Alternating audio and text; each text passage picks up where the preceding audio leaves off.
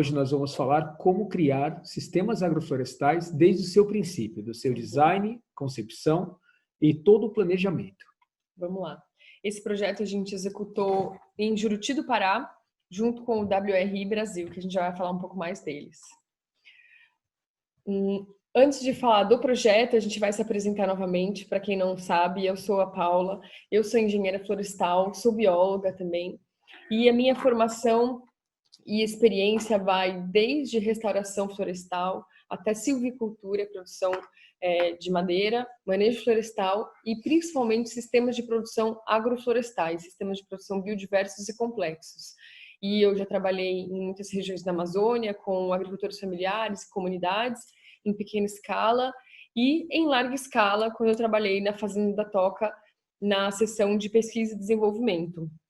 E eu sou fundadora da Preta Terra. Eu sou o Walter, também sou fundador da Preta Terra junto com a Paula, uma iniciativa que nós criamos justamente para poder fazer agrofloresta de forma séria, sistematizada e levar a agrofloresta para todas as partes. Eu sou engenheiro florestal e sou mestre em agrofloresta pela Bangor University. Trabalhei muitos anos na Amazônia brasileira, no continente africano, em diversos países e no sudoeste asiático. Tenho pelo menos 15 anos de experiência construindo sistemas agroflorestais e minha maior especialidade é conhecimento local, é entender como as comunidades e os agricultores funcionam no seu meio, que são essas pessoas dependentes diretamente da floresta, e entender o contexto e criar designs que façam sentido, que sejam aderentes a essas populações, a esses contextos e a essas zonas edafoclimáticas. Legal, muito bem. E o que é a Preta Terra? Quem somos nós? Bom, a gente é um hub de inteligência agroflorestal, então não somos só nós, a gente tem um grupo de pessoas que nos auxiliam, que trabalham conosco, que constroem esses projetos conosco. Nós fazemos consultoria e mentoria técnica em sistemas de produção regenerativos, além de formações, workshops e capacitações como esse momento que estamos fazendo hoje. Outra coisa que a gente também faz é a parte de produção de conhecimento, né, de disseminação do conhecimento. A gente constrói soluções, ferramentas e também documentarismo, né? Exato. Bom, a Preta Terra trabalha desenvolvendo designs replicáveis de sistemas de produção agroflorestal. Então, a gente combina dados científicos com informações empíricas gerais. E a gente tenta fazer um filtro de conhecimento local lógico, transformando em características que sejam modulares e replicáveis para levar isso para o campo, para criar um sistema que seja de fato resiliente, duradouro no tempo e sustentável ambientalmente e economicamente.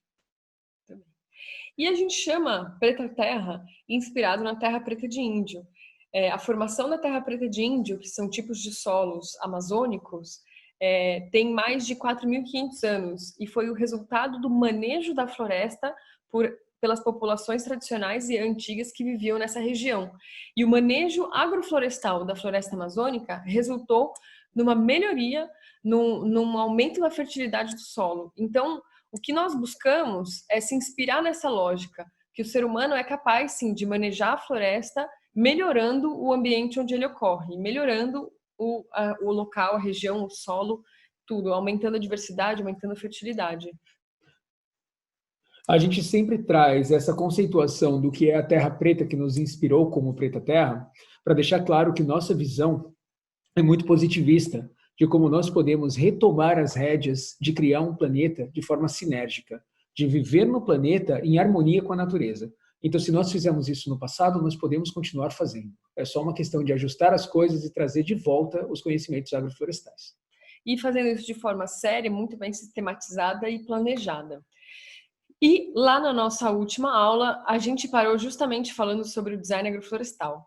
A maneira de construir o design agroflorestal é uma das técnicas, um dos meios de superar os desafios de ter agrofloresta em larga escala, ou seja, conseguir ter agrofloresta em toda a paisagem, ocupar a paisagem com sistemas agroflorestais. E o que a gente traz para vocês aqui hoje é todo esse processo de construção de um design agroflorestal. Nossa aula de hoje vai falar justamente de como criar designs agroflorestais. E, para isso, a gente vai mostrar um case para vocês. Esse é um projeto restauração florestal compatível com gênero e a mudança climática que nós executamos com o WRI Brasil. É um projeto agroflorestal etnoecológico para a Amazônia. Então, a gente diz etnoecológico porque a gente entendeu toda a lógica ambiental e étnica para construir o design. E, rapidamente, o passo a passo que nós tivemos para a construção desse design, a gente passa por uma ampla fase de diagnóstico holístico da paisagem, entendimento do contexto local e regional, entendimento da cultura dos agricultores, das espécies e cultivos que eles já estão acostumados, que eles já conhecem, e a gente faz essa imersão em campo, né? Para isso, a gente consegue, então, ter em mãos uma seleção de espécies, definir quem foram os participantes do projeto. Vocês vão entender que era um projeto específico para selecionar pessoas para serem multiplicadores e também selecionar os insumos. Com isso em mãos, a gente faz e planeja o design participativo, de maneira participativa, com os agricultores. A gente não faz isso sozinho. A ideia é que seja um sistema que condiza com a realidade desses agricultores. A partir daí, a gente define quantitativos, operações de implantação, estimativas de custo, produção e receita. Na verdade, muitas dessas informações já estão contidas no conhecimento dos agricultores, das populações, ora indígenas, ora agricultores, mas o que nós fazemos é a sistematização desse processo e a cocriação de um design que faça sentido. A partir daí, a gente também vai mostrar para vocês como foi feita a aquisição e a distribuição e toda a logística dessas mudas em insumos, e as oficinas e mutirões de implantação. Então, nós vamos mostrar como nós juntamos essas pessoas para conseguir fazer acontecer de fato no campo. Porque é isso que a Preta Terra faz. Ela planeja, implanta, checa, monitora e reporta sistemas agroflorestais. Bom, para vocês entenderem, a gente trabalhou nessa região. Vocês conseguem ver aqui no mapa essa bolinha vermelha aqui. Aqui é Juruti do Pará. Esse é o município. Aqui a gente consegue ver, isso daqui é a cidade de Juruti, uma cidade bem pequenininha, e ela fica no limite de estado entre o estado do Pará e o estado do Amazonas, né? Ainda faz parte do estado do Pará. Isso daqui tudo é o rio Amazonas, que vocês veem em marrom. Todo esse rio é o rio Amazonas. Então, Juruti está justamente nas margens do Amazonas. Uhum. Nós tivemos algumas unidades que nós vamos demonstrar onde estão esses caminhamentos de GPS. Essa é uma zona de impacto de mineração. E aqui mais abaixo nós temos outra localidade onde nós implantamos sistemas agroflorestais.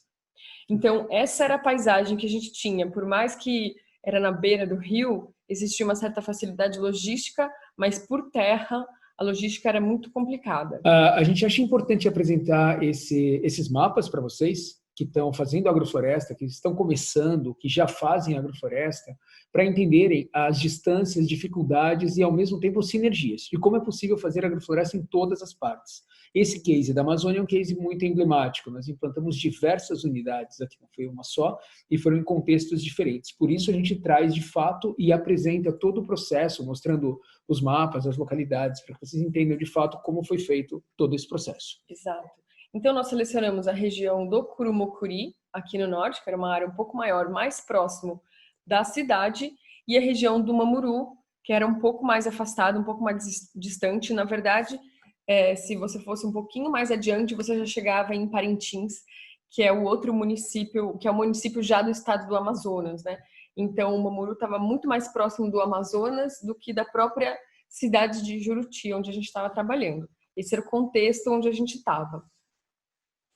Então, o nosso diagnóstico, ele começou com uma imersão em campo. A gente tem que entender o contexto onde a gente está. Quem Exato. São esses agricultores, qual é essa paisagem, qual a composição e a lógica envolvida nessa paisagem. Nós fizemos o que nós chamamos de RRA, que é Rapid Rural Appraisal, ou o Diagnóstico Participativo Rural.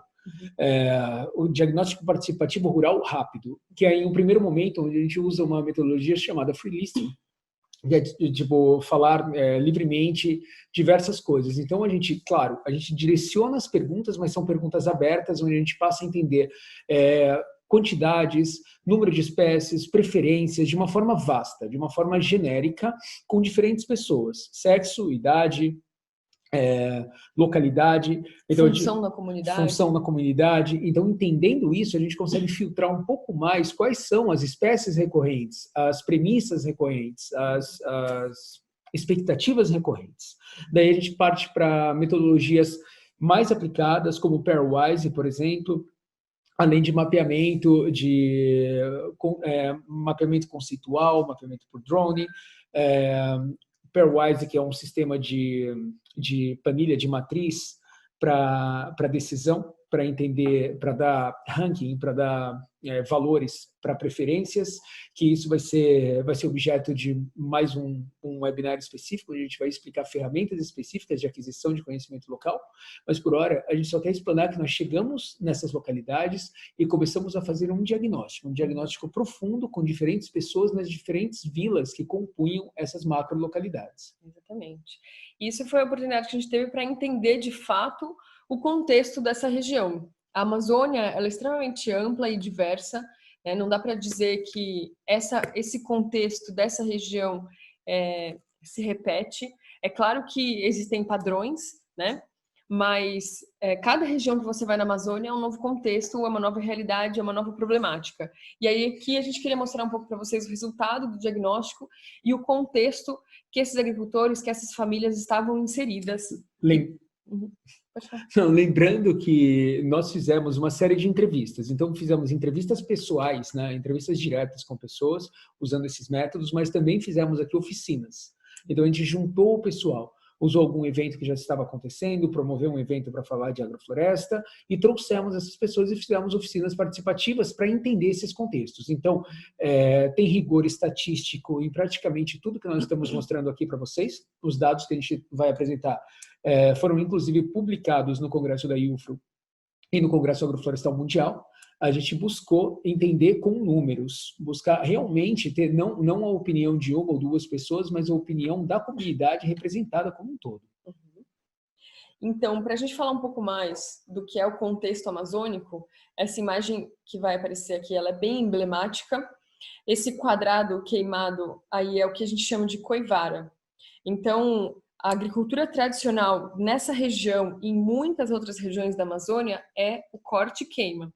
Então, é muito legal essa imagem que a gente vê a floresta, a gente vê o rio e a gente vê a coivara, a presença humana, né? Isso não é o mar, isso é o rio Amazonas. Isso é o próprio rio, é o próprio rio.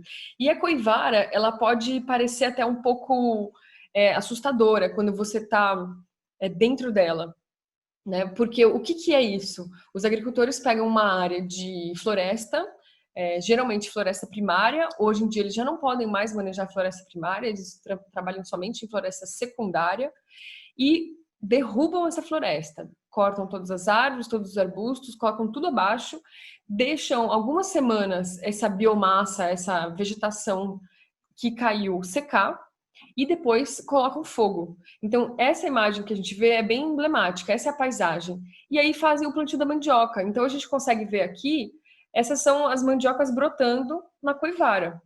Lembrando que isso é feito de uma forma muito caótica, sem uma lógica específica, mas com a lógica do manejo do fogo na ciclagem rápida de nutrientes a partir do fogo. Ela funciona, o solo fica extremamente fértil por um curto período de tempo, a mandioca cresce muito bem e isso é sustentável, desde que as populações sejam extremamente pequenas e que levem um longo tempo, mais de 10, 15, 20 anos, para voltar para a mesma área. Normalmente isso acontecia com populações indígenas que levavam até 30 anos para voltar na mesma área ou nem mesmo voltavam, né?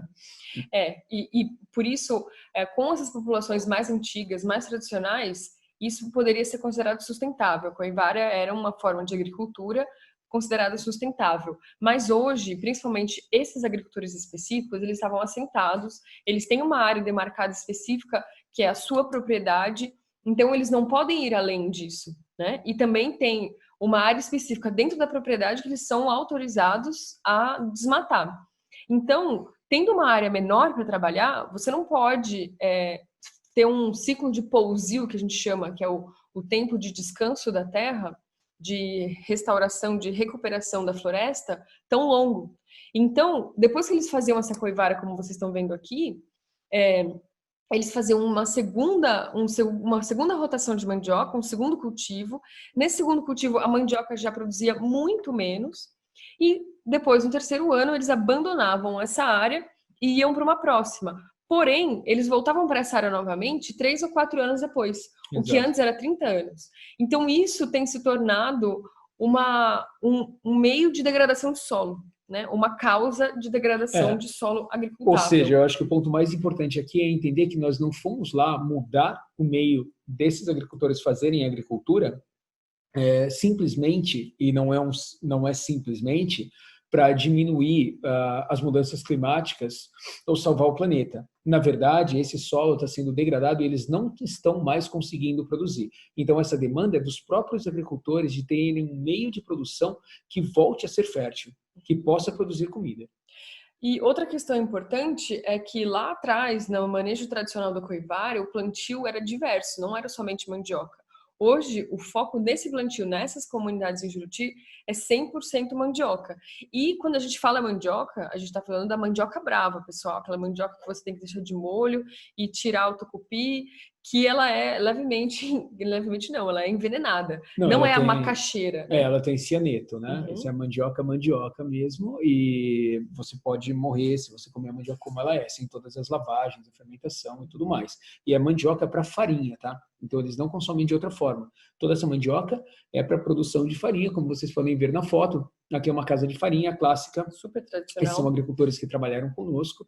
E eles estão fazendo mandioca aqui, que é a mandioca ovinha, né? A farinha de mandioca ovinha. Que é uma farinha maravilhosa, por sinal, super tradicional do Pará, super famosa, deliciosa. E o problema é que nas feiras, 100% dos agricultores vendem farinha de mandioca. E raramente você encontra outros produtos. Aqui a feira em Juruti, que você pode ver, só tem farinha de mandioca. Se você der a volta no mercado inteiro, praticamente só tem farinha de mandioca. Então, essa era a problemática, essa era a situação que eles estavam se encontrando. Eles têm um produto de baixíssimo valor, com altíssima concorrência e num processo produtivo que estava levando à degradação de solo. Então, essa era a lógica que a gente estava tentando mudar com a agrofloresta. E mais alguns resultados do nosso diagnóstico, então. Primeiro, a questão de distribuição etária, né? A gente, claro, entrevistou muitos adultos, mas a nossa ideia também era incluir jovens e adolescentes, entender como é que os jovens e adolescentes estavam se inserindo na comunidade. Então, a gente tem essas porcentagens de adultos, adolescentes, crianças e idosos, e daí as espécies por grupo de preferência, só passando, explicando para vocês como foi feito isso. A gente tentou entender, no primeiro momento, usando essas ferramentas, principalmente Pairwise, em grupos de discussão, quais eram as preferências de plantio se essas pessoas fossem plantar um novo sistema produtivo. Então, como ficou? Mais de 50% das pessoas preferiam frutas, necessariamente. Então, um sistema que não tivesse produção de frutas não era interessante. Hortaliças vinha em segundo, porque existe uma falta de hortaliças, vocês vão perceber nos próximos resultados. Logo depois, seguido da mandioca e da macaxeira. Na verdade, essas são as respostas dos agricultores, mas necessariamente eles sempre plantariam a mandioca. A mandioca estaria necessariamente acima de todos esses, mas na ordem de respostas, como a gente coletou esses dados, foi assim que apareceu. Depois apareciam medicinais, madeireiras, outros produtos florestais não madeireiros, até mesmo cana, o café e cacau apareceu. Mas, de fato, a gente deveria focar, entendemos imediatamente que o foco deveria ser em frutas se a gente quisesse que o nosso projeto agroflorestal fosse de sucesso. Daí a preferência pelo uso das frutas, nós tentamos entender, uma vez que nós entendemos que as frutas eram a preferência principal, a gente precisava entender para que seriam essas frutas. Rapidamente nós percebemos que comércio e consumo era mais importante do que consumo e comércio. Não é a mesma coisa, tá? Seriam as duas coisas. Comércio era mais importante para eles ter um segundo produto que gerasse valor e renda, que eles pudessem comercializar, mas também consumir. E logo depois, consumir e comercializar, seguido de consumo e comércio, obviamente. E a questão é que esses agricultores, eles passaram por um momento de mudança de hábitos, tanto de cultivo quanto alimentar. E eu diria assim que muitos agricultores na Amazônia também passam por isso. A gente vê que boa parte nesse primeiro gráfico aqui em cima, o acesso a alimentos, então 50% dos alimentos, da fonte de alimentação deles são compradas, não são cultivados. Vocês estão entendendo isso? Vocês estão assistindo a gente? Nós estamos falando da floresta mais biodiversa do mundo, talvez depois da floresta atlântica, mas a maior de todas as florestas do planeta Terra. Com a maior produtividade vegetal possível. Com a maior taxa fotossintética do planeta. E as pessoas lá, em uma zona extremamente remota, onde tudo é muito difícil de chegar, compram mais de 50% da comida. E eles são agricultores, né? E aí a gente vê que aqui uns 25% eles cultivam, boa parte é pesca e um pouquinho também da alimentação vem da caça. E quais são esses alimentos que eles adquirem, né? Que eles compram, então, né? A gente está falando de arroz e feijão. Então, todo o arroz e feijão consumido nas comunidades é comprado, né? É comprado, não é cultivado lá.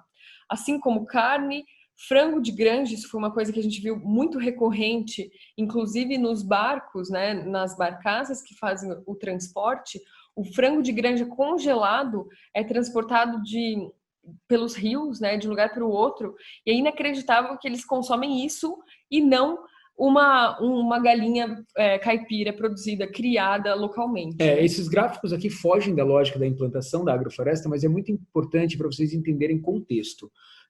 Grande parte da cultura desses povos foi perdida, então não é apenas o resgate da cultura que eles têm, a gente precisa levar e reconstruir essa cultura também, porque hoje existem menos galinhas nos quintais produzindo ovos, e eles compram ovos, compram frango de granja e compram linguiça calabresa, por exemplo. Produtos ultraprocessados vêm e fazem parte da principal aquisição quando a gente considera comida. E quando nós olhamos para a composição dos gastos mensais, de fato, mais de 10%, né, do dinheiro adquirido com a venda da mandioca, da farinha de mandioca, é usado para compra de alimento, que são esses alimentos no gráfico da esquerda. E aí, vendo essas coisas, a gente entende por que é que os agricultores tinham o objetivo de culturas para comercialização, não para consumo próprio. Porque eles estavam perdendo essa cultura de produzir para o próprio consumo, né? Então, eles produziam, vendiam, com o dinheiro, eles compram produtos no mercado. Né? Note que daí seguimos para os gastos com energia elétrica, mas logo depois gás de cozinha, a terceira barra ali, quase 10% na verdade. E gás de cozinha poderia e deveria ser substituído por lenha nesses casos. Sim. E em um sistema bem planejado, agroflorestal, você teria lenha infinita, lenha das podas, lenha nos arredores da floresta, sem precisar nem mesmo derrubar uma árvore. E mesmo assim, com todo o peso e todo o custo, eles usam mais gás de cozinha e é uma composição. Então, se você pensar nesse... 10% da renda desses agricultores. Se a gente pegar o gás de cozinha e o alimento, já dá quase 25%. Um quarto da renda deles é gasto nisso, seguido daí da gasolina e de todas as coisas. De transporte, né, de maneira geral. E aí a gente buscou outro tipo de informação, né? Como quais são as principais caças, né? Que isso é muito comum na Amazônia, muito tradicional a caça. Note que isso não são preferências, né? Isso são... o que tem de disponibilidade. O que tem de disponibilidade. Por exemplo, tanto as frutas quanto a caça, né? A gente nota que ainda o que mais se caça é tatu, porque, na verdade, desapareceram boa parte da paca, da cutia, do veado. Não é porque eles preferem tatu, é porque tatu é o que ainda tem. O que é mais disponível, né? A mesma coisa acontece com as frutas. E boa parte dessas frutas que estão aqui, não necessariamente elas são cultivadas, tá, gente? Então, por exemplo, buriti, bacaba, patauá, são palmeiras nativas que são extraídas da floresta, são coletadas na floresta. Outras coisas que nós buscamos de informação. Coivara, 100% dos agricultores faziam coivara. E, logicamente, o pousio da mesma maneira, né? Essa fase de descanso da terra. Muitos deles aplicavam esterco, muitos deles aplicam formicida, ou seja, veneno para matar formigas. E alguns deles estão começando a usar calcário para controle de solo, de acidez no solo. Só gostaria de complementar nos tipos de manejo, só é muito importante que vocês entendam que 100% desses agricultores fazem coivara, todos eles fazem. E 25% deles aplicam formicida, por exemplo, veneno para formiga.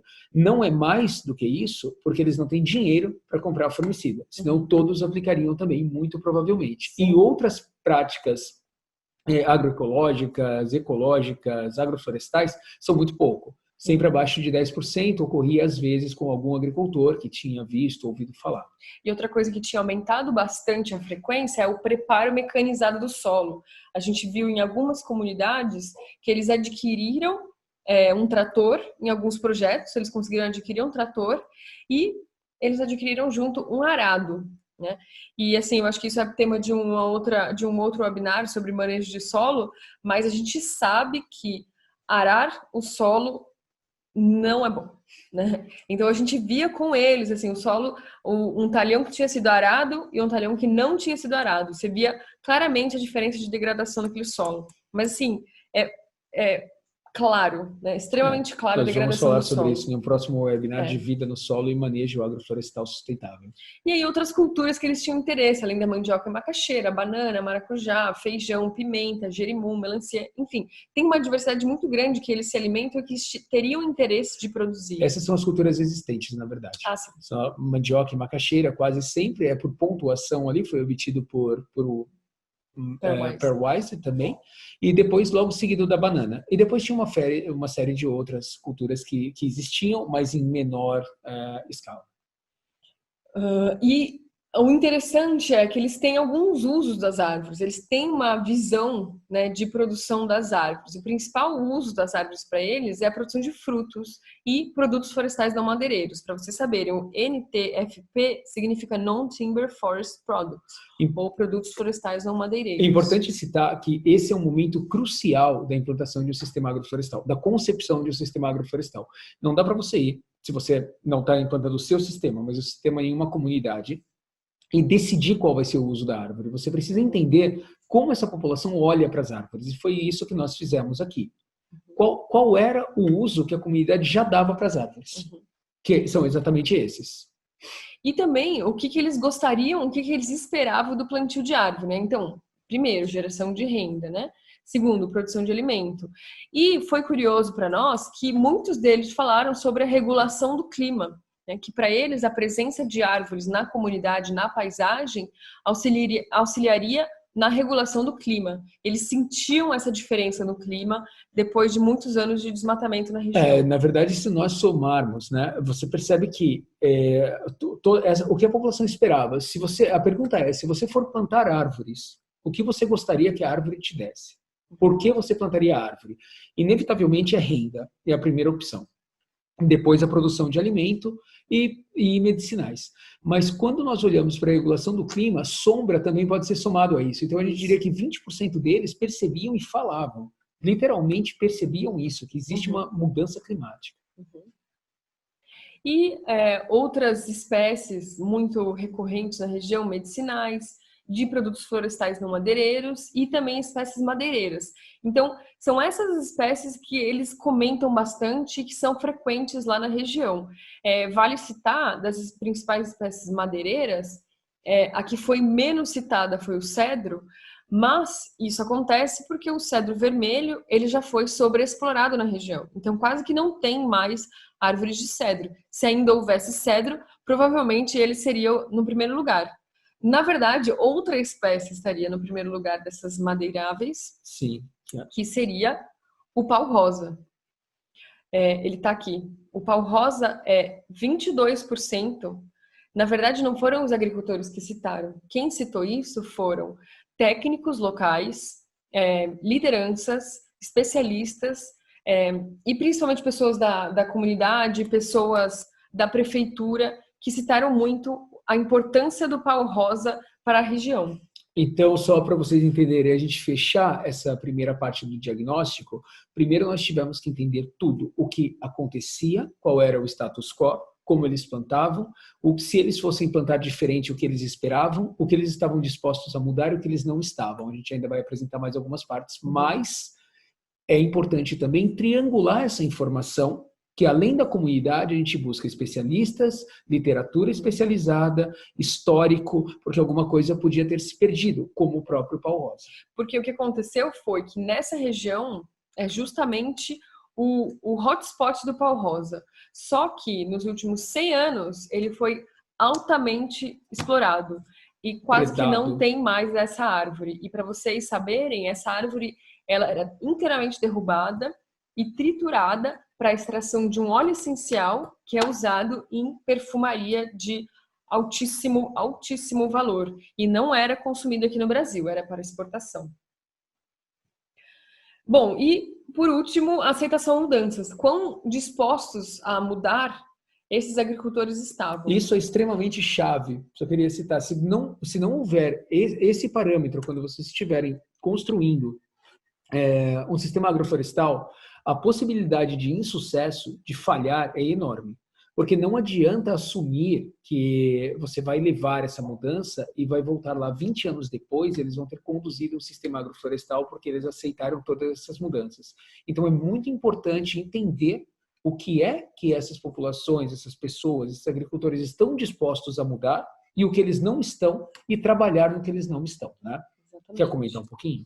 Porque é exatamente isso. A gente fala que a agrofloresta é a solução e de fato é a solução. Mas se você está dentro de um projeto e você vai começar a trabalhar com determinadas pessoas numa comunidade, você vai ter sucesso se você começar com aquelas pessoas que têm maior aptidão. E a aptidão nada mais é do que a vontade, a mente aberta para mudar a maneira como eles fazem hoje, né? E isso é o mais difícil, a mudança de mindset, a mudança de paradigma nas pessoas, que é o mais difícil, né? Então, se a gente já começa com essa abertura a mudanças, o projeto tem muito mais sucesso. Bom, e aí a gente passou por uma fase de seleção, né? Algumas seleções, né? A gente tinha um budget para esse projeto, então a gente teve que selecionar onde seriam alocadas os sistemas agroflorestais a serem implementados e quais iam ser as famílias que iam ser responsáveis, guardiãs desses sistemas agroflorestais, né? E também a gente ia selecionar culturas, insumos e espécies de serviço. Nós utilizamos critérios chaves também para a seleção da comunidade nas áreas de abrangência. Então, a gente buscou comunidades que tivessem dependência direta ainda de recursos florestais, que não tivessem, ou que tivessem um mínimo de bolsas ou recursos externos, que tivessem com uma maior distância da cidade, ou seja, menos poluídas culturalmente pela urbanização, com uma complexidade suficiente na organização da intracomunitária, com o maior número de mulheres envolvidas. A gente buscou isso pela estrutura familiar, né, para primar por uma estrutura familiar. O maior número de jovens, literalmente para ter certeza que existiria força de trabalho dentro, como a Paula cita, o orçamento não era suficiente para atender todo mundo, infelizmente, então nós fizemos o melhor e buscamos as famílias que tinham maior possibilidade de sucesso. E a maior complexidade e diversidade presente nos plantios já existentes nessas comunidades, né? Se era alguma comunidade que já tinha alguma predisposição de trabalhar com agricultura sustentável. E para a seleção das famílias, foi basicamente a mesma lógica, né? Famílias que tivessem mulheres e jovens, e que tivessem aderência ao propósito agroflorestal, ou seja, que já praticassem algum tipo de sistema agroflorestal, ou que tivessem algum quintal biodiverso, ou que buscassem sementes, ou que fizessem coleta de sementes na floresta, enfim, esse tipo de família que tivesse uma área disponível para o plantio, pessoas para trabalhar, que estivessem disponíveis e dispostas a trabalhar, e até que tivessem proximidade a certos recursos hídricos. E, pessoal, na verdade, quando a gente tem um budget limitado num projeto como esse, a ideia é a gente escolher muito sabiamente onde a gente vai implementar as primeiras unidades. Porque se a gente implementar essas primeiras unidades muito bem, os outros agricultores vão olhar, vão aprender e vão replicar. Agora, se essas primeiras unidades não forem bem sucedidas, elas não vão ser replicadas. Os outros agricultores não vão querer adotar esse mesmo sistema, obviamente. Então, esse processo de seleção, de escolha, é fundamental. Muito importante. Em outras palavras, excesso de assistencialismo gera um desserviço para os sistemas agroflorestais. E que é justamente o que nós não queríamos. Nós queríamos agroflorestas de sucesso, como foram as que nós encontramos. Com agricultores comprometidos, né? E aí a gente também teve algumas premissas para selecionar as culturas, né? Primeira coisa, tinha que trazer segurança alimentar, diversificar a alimentação da família, tinha que trazer alguma contribuição para a sustentabilidade, né? Trazer uma diversidade, alguma espécie nativa, de crescimento rápido, recuperação do solo, mas também tinha que gerar renda. Culturas são espécies, tá? Que a gente Uhum. chama de espécies vegetais, espécies de cultivo, né? Isso Uhum. a gente chama de cultura aqui no trabalho. Também a questão de seleção dos insumos. Não dava para a gente chegar para esses agricultores e falar para eles, olha, vamos lá comprar iorim porque vai ser muito bom para o seu solo. Ou vamos trazer aí um pó de rocha para você remineralizar seu solo. Isso tudo é ótimo, a gente sabe que são insumos fundamentais, porém, para esses agricultores, eles não têm acesso. Né? Eles não têm esse acesso. Então, se a gente ficasse trazendo para eles insumos muito diferentes, que são muito difíceis de encontrar, esses sistemas também não seriam replicáveis. Então, a gente buscava insumos que os agricultores tivessem autonomia de conseguir.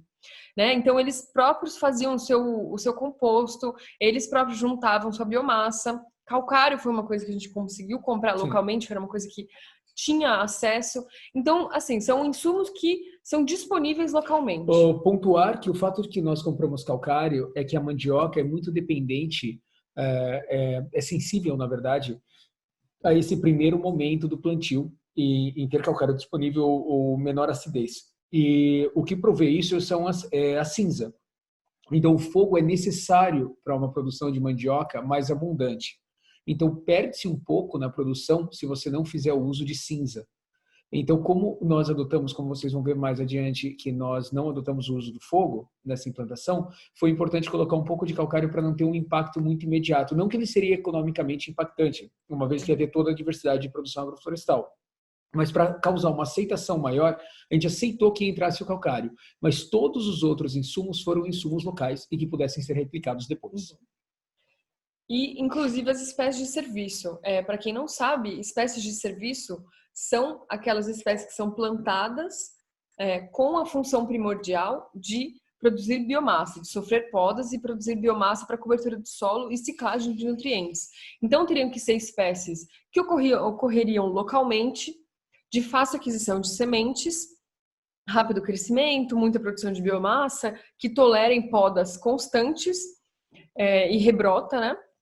Que não virasse uma espécie invasora e que, mais importante de tudo, que tivesse disponibilidade de propágulos ou sementes e mudas e estacas na região. Não existe espécie perfeita. Não adianta ter essas perguntas. E a Cássia manjam? E não sei o quê. E essa espécie tem que ter. Os sistemas agroflorestais, blá, blá, blá, tem que ter tal espécie. Não, não tem que ter. O sistema tem que ter a espécie que existe disponível e que faça com que o sistema seja replicável para todos os agricultores que estão interessados e que aceitam fazer o sistema agroflorestal. Não é uma receita que você impõe, mas é uma cocriação com o que está disponível.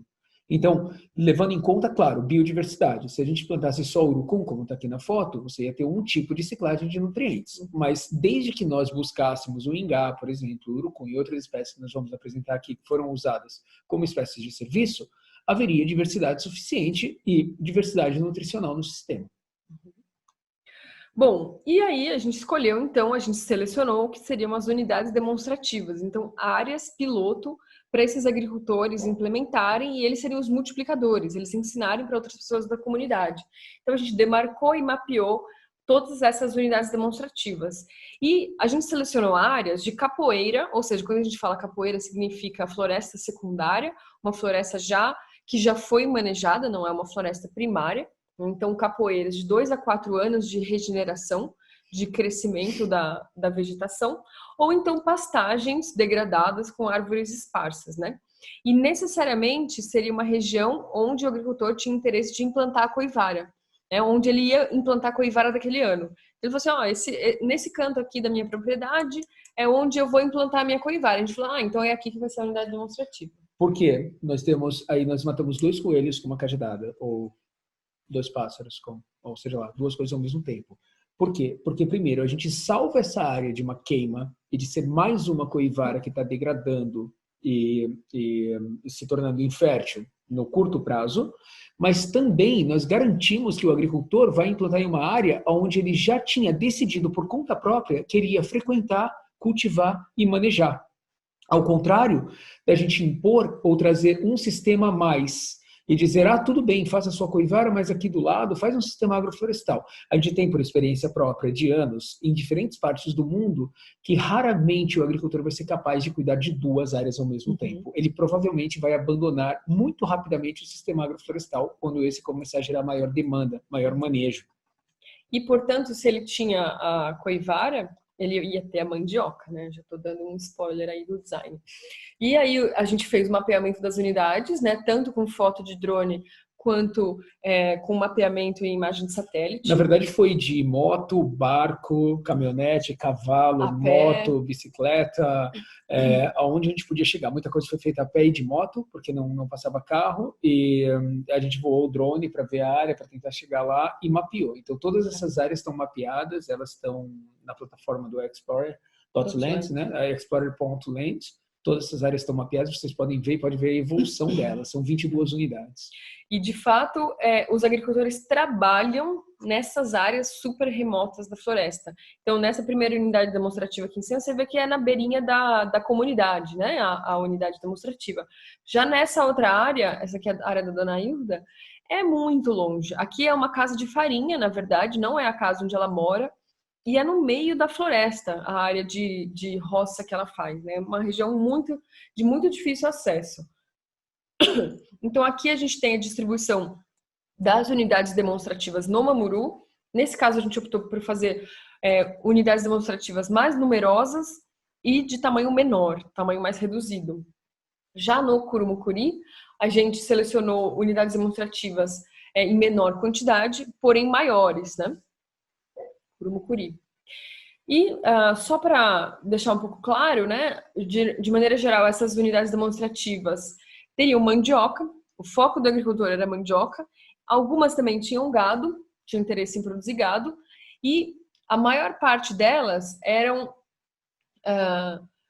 de responsabilidade de jovens e de mulheres, né? O nosso interesse era buscar incluir esses jovens e essas mulheres, principalmente buscando as famílias mais estruturadas, famílias mais participativas. Fortalecimento das novas gerações, que tem maior capacidade ou interesse, de repente, de aprender, e fortalecimento das mulheres, principalmente pela característica de manejo da família, né? De coesão familiar e de ajudar a gerar renda e manter essa renda dentro da família, o que geralmente funciona muito bem em qualquer lugar do mundo.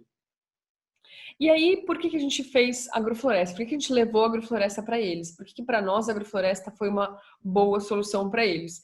Primeiro, dá para plantar mandioca em agrofloresta. Então, o foco era mandioca. As frutas que eles tinham interesse também é em agrofloresta. E, mesma coisa, se eles têm interesse de pecuária, perfeito, vamos fazer pecuária. Então, por que a mandioca? Esse é o principal cultivo da região. Não tem como a gente não incluir essa cultura no sistema. E por tudo aquilo que a gente já falou, tempo reduzido no pousio das coivaras, processo de degradação de solo e consequente redução da produtividade. E eles sentiam essa necessidade de abertura de novas áreas, né? De floresta primária. Então, a gente precisa frear esse processo de abertura de novas áreas. Por que a pecuária? Isso é uma tendência regional que a gente observou lá. Muitos agricultores estavam passando de produtor de mandioca para pecuarista. E, claro, uma pecuária de baixíssima produtividade, né? As capoeiras e áreas de floresta estavam sendo convertidas lentamente a pastagens, né? Então, você vê áreas de gado, o gado entrando na floresta secundária, aí logo ao lado a floresta um pouco mais degradada, um pouco mais esparsa, um pouco mais rala, depois uma pastagem com árvores e depois uma pastagem já degradada, sem árvores nenhuma. Né? Então, isso é um processo de ocupação da território. O boi acaba sendo uma poupança, né? Acaba sendo uma poupança viva, é uma forma do agricultor que melhora um pouquinho a renda, guardar e juntar algum dinheiro.